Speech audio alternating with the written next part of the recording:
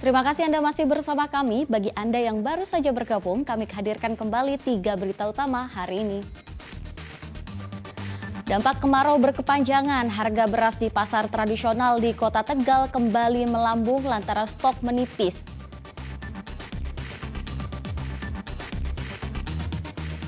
Rajin rawat sendang sebagai sumber mata air, warga Desa Kandri di Kota Semarang kelimpahan air bersih saat kemarau panjang masih terjadi.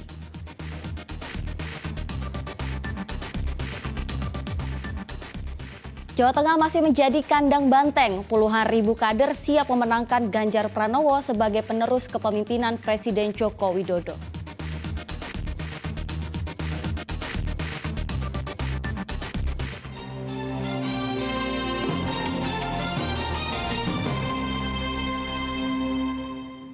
Harga beras di sejumlah pasar tradisional di Kota Tegal kembali melonjak. Kenaikan disebabkan kemarau panjang sehingga stok beras berkurang.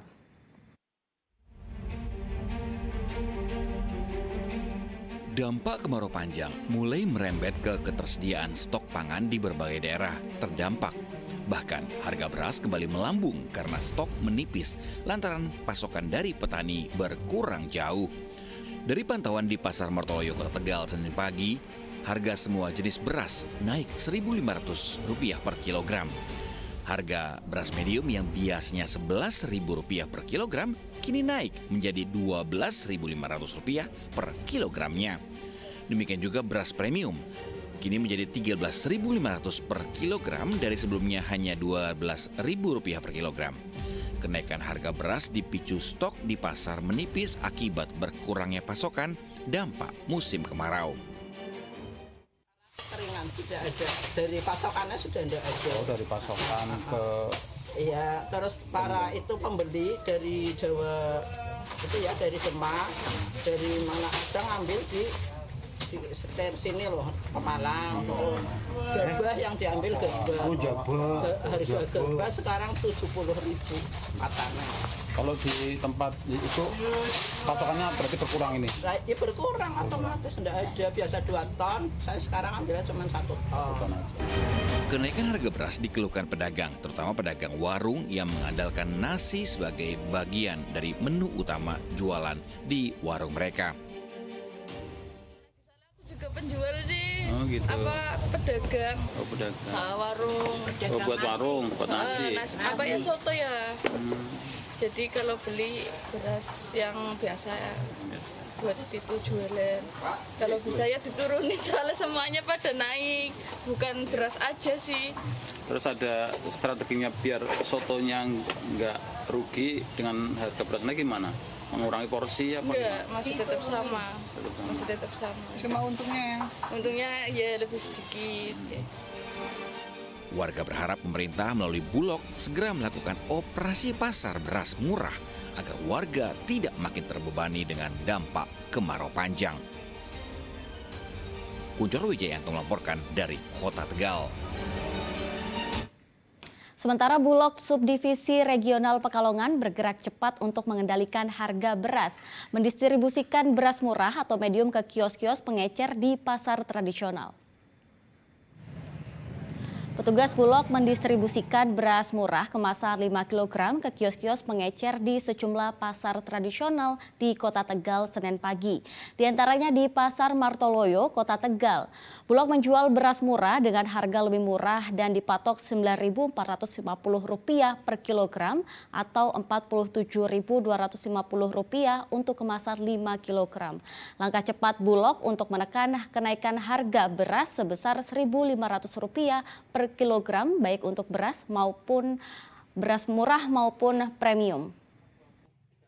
Harga di kami up-udang itu 8.300. Tapi karena oleh pedagang minta diantarkan, kami menjualnya ke pedagang itu sebesar 8.600. Antara up-udang dengan harganya di pedagang kan selisih 300. 300 itu adalah biaya buruh dan biaya angkutan. Tapi oleh pedagang menjualnya dengan harga 9.450. Kalau di lapangan kami menemukan harga di atas dari 9.450 HET, maka secara otomatis kami bisa memberikan. Warga desa Dayuluhur di Kabupaten Cilacap makin berjuang keras untuk mendapatkan air bersih lantaran sumur mengering selama 2 bulan terakhir. Namun berbeda dengan warga desa Kandri di Kota Semarang. Mereka justru kelimpahan air bersih karena pandai merawat sendang sebagai sumber mata air.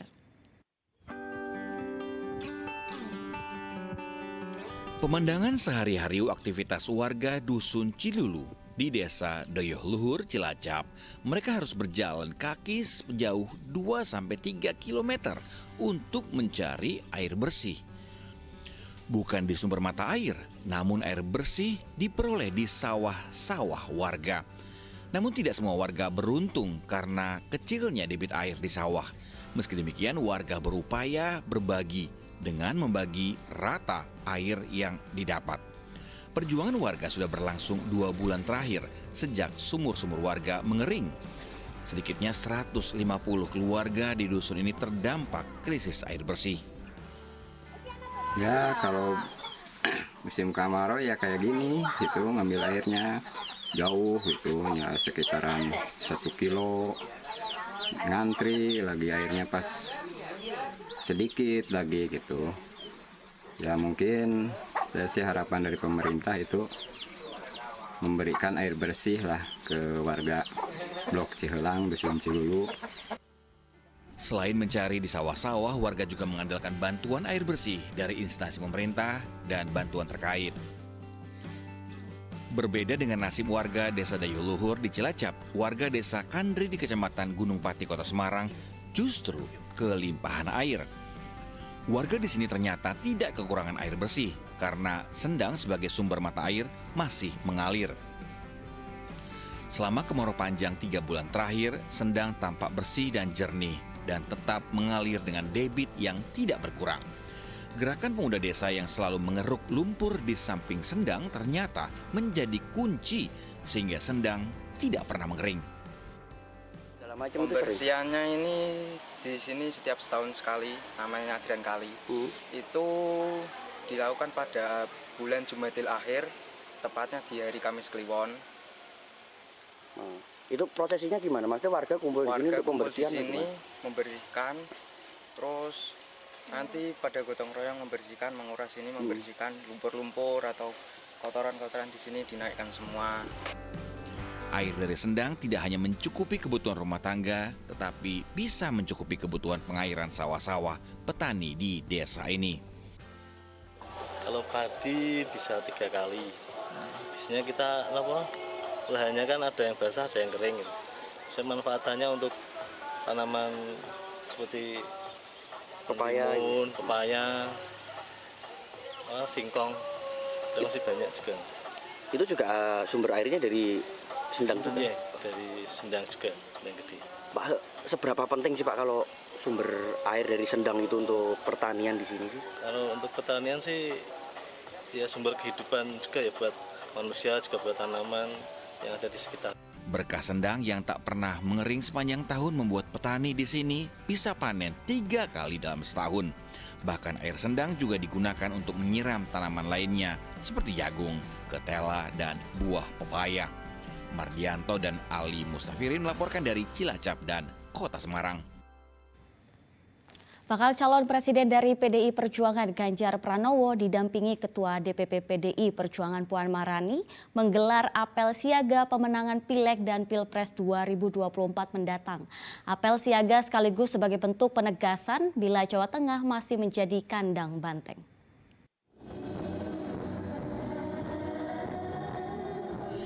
Sekitar 33.000 massa kader PDI Perjuangan dan simpatisan dari seluruh pelosok Jawa Tengah tumpah ruah di Gor Jatidiri, Kota Semarang, Jumat pekan lalu. Mereka mengikuti apel siaga pemenangan Pileg dan Pilpres 2024 mendatang. Suasana makin meriah saat bakal calon presiden Ganjar Pranowo tampil di panggung utama bersama Ketua DPP PDI Perjuangan Puan Maharani. Apel siaga dibuka dengan pemutaran cuplikan pidato Bung Karno yang membakar semangat cinta tanah air, lalu diakhiri dengan kehadiran sosok Soekarno di panggung dalam bentuk hologram.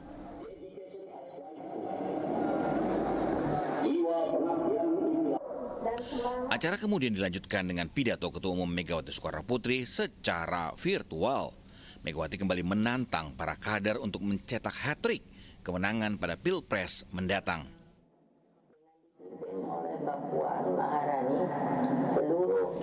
Apel ini sekaligus sebagai penegasan bila Jawa Tengah masih menjadi kandang banteng meski diacak-acak baca pres lainnya. Ketua DPP PDI Perjuangan Puan Maharani menargetkan estafet kepemimpinan nasional akan dilanjutkan oleh kader terbaik PDI Perjuangan Ganjar Pranowo. Kita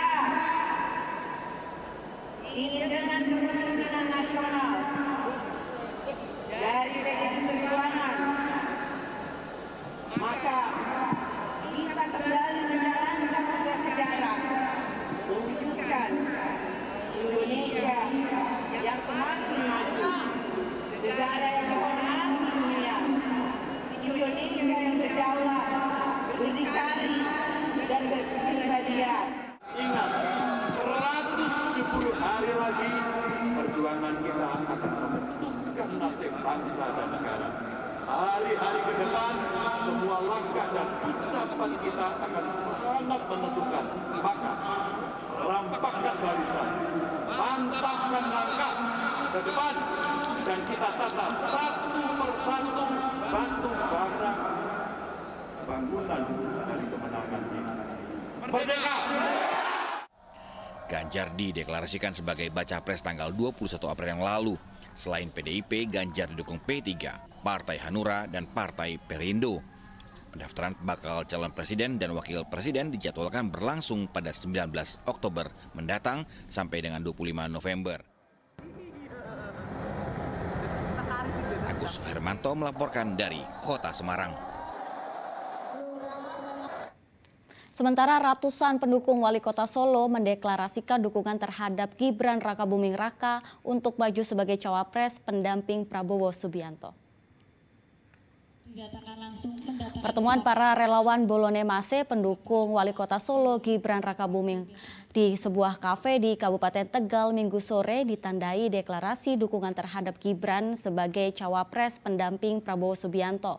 Para relawan menilai Gibran adalah sosok yang tepat mendampingi Prabowo karena merepresentasikan sosok kaum muda milenial. Selain itu, Gibran juga dianggap mampu melanjutkan pembangunan yang sudah dimulai ayahnya Presiden Joko Widodo. Relawan Bolone Mase baru berusia 3 bulan, namun mereka mengusung tagline Gibran atau tidak sama sekali. Bolone Mase itu kami relawannya Mas Gibran. Sejak awal kita bercita-cita bahwa suatu saat Mas Gibran akan memimpin Republik ini. Biarpun beberapa waktu yang lalu kita sudah mendeklarasikan Bolone Mase itu mendukung Prabowo. Mas, tadi ada tagline kalau tidak Gibran tidak berarti akan golput apa bagaimana? Tidak, ini kan sebuah bentuk teriakan kita Bolone Mase ke masyarakat, ke elit bahwa harus terwakili pemimpin-pemimpin muda di level nasional salah satunya.